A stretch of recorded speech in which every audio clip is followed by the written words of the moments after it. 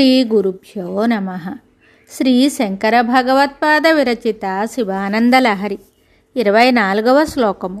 ఈ శ్లోకంలో శంకర్లు సాయుధ్యముక్తికి దగ్గర సాధనమైన శివ సాన్నిధ్యమును గురించి తత్తరపాటును ప్రదర్శించారు. కైలాసానికి చేరి శివునికి నమస్కరిస్తూ తన కాలాన్ని సుఖంగా గడపాలనే ఆకాంక్షను వెలుబుచ్చారు.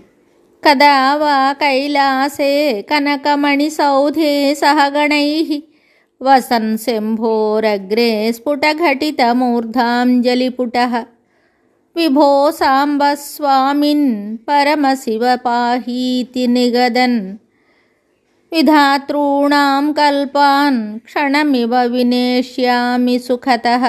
ఈ శ్లోకమునకు భావము: కైలాస పర్వతమందు మణులతో నిర్మింపబడిన భవనమునందు శివుని ముందు నిలబడి తలపై చేతులను ఉంచి నమస్కరిస్తూ, ఓ సాంబా, ఓ స్వామి, ఓ పరమశివ, నన్ను రక్షించు అంటూ ప్రార్థిస్తూ ఉంటే బ్రహ్మకల్పములు కూడా క్షణకాలము వలె ఎప్పుడు సుఖంగా గడుపుతానో కదా అని శంకరులు తమ తహతహను వెలుబుచ్చారు. ఎక్కువగా సంతోషాన్నిచ్చే కాలక్షేపాలతో దీర్ఘకాలము కొద్దిగా కనపడడం, ఇష్టం లేని పనులు చేయడంలో కొద్ది కాలము సైతము దీర్ఘకాలంగా కనపడడం మనందరికీ అనుభవసిద్ధమే. నచ్చిన వినోదాలతో గడిపేటప్పుడు కాలం ఎంత అయ్యిందో ఎవరూ గుర్తింపరు. ఆటపాటలతో పిల్లలు ఎంతో కాలాన్ని ఇలాగే గడిపేస్తారు. గాఢమైన సుషుప్తి సుఖంలో కాలం ఇట్టే గడిచిపోతుంది. అలాగే తనకు నచ్చే విధంగా కల వచ్చిన, తనకు ఇష్టమైన పనిలో పాల్గొన్న, ఊహాలోకాల్లో ఆనందలోకాల్లో విహరిస్తున్న మనం మన మనస్సులోని కష్టాన్ని మర్చిపోతాము. అప్పుడు కాలం ఎంత అయిందో మనకే తెలియదు. ఇక్కడ శంకర్లు తాను కైలాసం వెళ్ళి శివుని సన్నిధిలో ప్రమథగణాలతో నిలిచి శివునికి నమస్కరిస్తూ, ప్రభు రక్షించు, స్వామి కాపాడు అంటూ పెక్కు యుగాల కాలాన్ని నిమిషంలా గడపగలనని వారు ఊహల్లో తేలిపోయారు. శంకర్లు ఇలా ఊహించారు: తాను కమనీయమైన కైలాసంలో ఉండాలి. అక్కడ బంగారంతో మణులతో నిర్మించిన మేడ ఉంటుంది. అక్కడ శివునితో ప్రమథగణాలు కూడా ఉంటారు.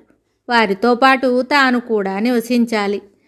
అక్కడ తాను తన తలపై అంజలి బంధం చేర్చి శివునకు నమస్కరిస్తూ, ఓ ప్రభు, సాంబ, స్వామి, సదాశివ, నన్ను రక్షించు అంటూ ప్రార్థిస్తూ బ్రహ్మ యొక్క కల్పముల కాలాన్ని సైతం ఒక క్షణము వలె గడిపివేసే అదృష్టం తనకు ఎప్పుడు వస్తుందో కదా అని తహతహను చూపారు.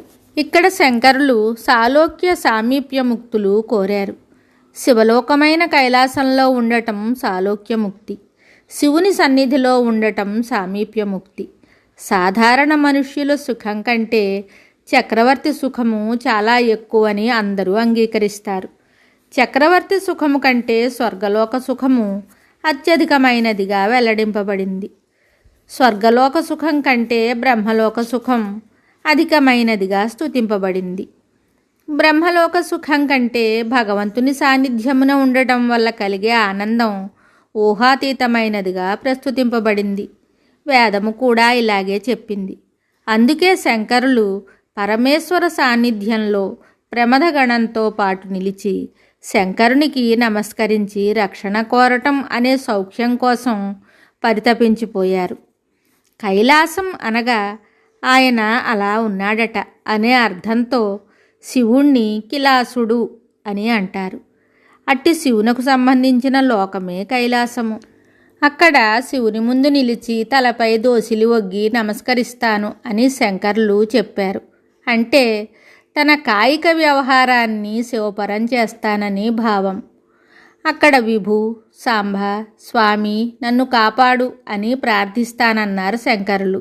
అంటే తన వాచిక వ్యాపారాన్ని శివపరం చేస్తానని భావం. తాను శివుని తప్ప వేరొకరిని స్మరింపనని భావం.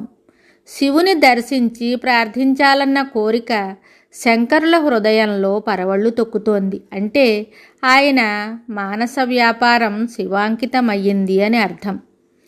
ఈ విధంగా త్రికరణ శుద్ధిగా త్రినేత్రునకు తన్ను అర్పణ చేసుకొని పరమేశ్వరుని సన్నిధిలో ఆనందానుభూతిని పొందాలన్నదే శంకరుల ఆకాంక్ష అని మనం గమనించాలి. మరి ఒక శ్లోకంతో మళ్ళీ కలుద్దాం. శుభం.